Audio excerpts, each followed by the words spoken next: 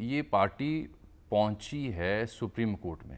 آن صاحب گئے ہیں جی آن چوائس صاحب گئے ہیں, اور یہ تحریک انصاف کو تحلیل کیا جائے, اس پر پابندی عائد کی جائے, یہ مدعا لے کر کے, مانگ لے کر کے سپریم کورٹ پہنچے ہیں کہ ان کی جو خان صاحب کی تقاریر ہیں, جو اداروں کے مخالف جو بیانات ہیں اور ان کی جو ایکٹیویٹیز رہی ہیں ریسنٹ پاس میں سلسلے میں, ان کو بنیاد بنا کر خواجہ صاحب کے خط بھی انہوں نے ساتھ لگایا ہوا حوالہ دیتے ہوئے, اور کہا ہے کہ آپ نے ماضی میں بھی ایک پارٹی جو تھی ایسی کارروائیوں میں ملوث تھی تو وہ بھی تحلیل ہوئی تھی, تو اس کو آپ کون سی پارٹی تھی؟ کسی پارٹی کا حوالہ دیا, کوئی چھوٹی موٹی پارٹی تھی, اس کو بند کیا جائے تحریک انصاف. نیب تھی جس پہ پابندی لگی. ہاں جی دیکھیں ابھی تو جو پولیٹیکل پارٹیز ایکٹ ہے اور پھر ہمارے ہاں جو انسداد دہشت گردی کا ایکٹ ہے, اس کے تحت تو پھر حکومت کو کارروائی کرنی ہوتی ہے نا, عدالت کو کارروائی نہیں کرنی ہوتی.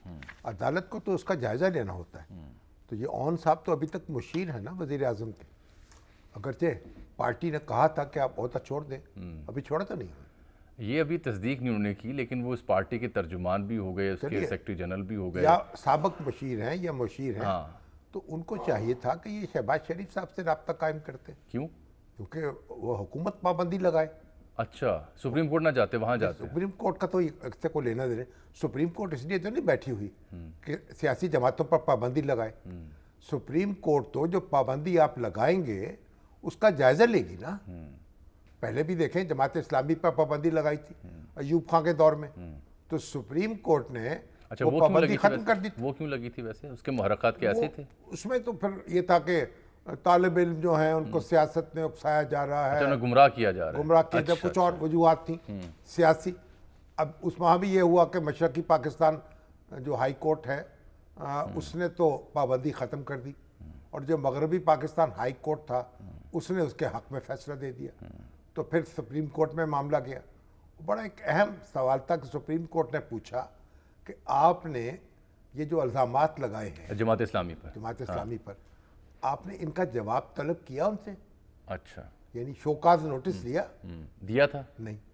اچھا, اس بات پر ان کی پابندی ختم ہو گئی کہ بھئی اب آپ کسی پر کارروائی کر رہے ہیں, آپ پہلے اس کو صفائی کا موقع دیں, الزام لگائیں اس پر, وہ اپنی رائے دیں, پھر کوئی بات قائم کریں. لیکن اس وقت تو دیکھیں نا پولیٹیکل پارٹیز کا ایکٹ اور تھا, پھر بعد میں اس میں تبدیلی آ گئی.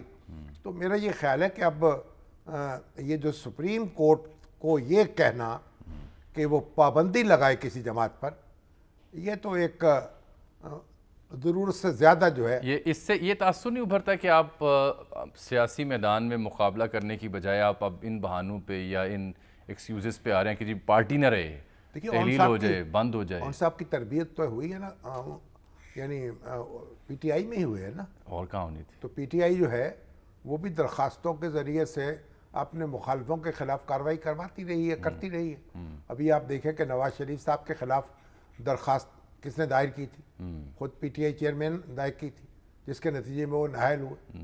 تو اپنے مخالفوں کو غیر سیاسی طریقے سے میدان سے ہٹایا جائے, یہ تو کوئی سیاست نہ ہوئی. تو یہ تب ان کی سیاست تو میدان میں ہے, ان کی تربیت ایسی ہے نا, کانسٹیٹوینسی میں ہے, آپ کھل کے مقابلہ کریں. اسی آغوش میں پلے بڑے ہیں. اچھا, تو ظاہر ہے کہ آپ یہ سمجھ رہے ہیں کہ وہ ابھی تک اثرات ابھی تک انہی سکوں میں جواب دیں گے نا, جن سکوں میں انہوں نے وہ کھیلتے رہے, جن سکوں کے ساتھ.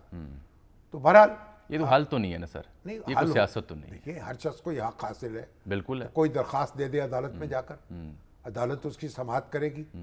ظاہر ہے کہ اگر سماعت کے قابل سمجھے گی درخواست تو سماعت کرے گی, پھر بلائے گی فریقین کو, پھر بات سنے گی. تو پھر ایسا تو نہیں ہے نا کہ فوری طور پر فیصلہ صادر ہو جائے گا. چلیے, اولاً تو ہو سکتا ہے کہ ناقابل سماعتی قرار دے دیا درخواست.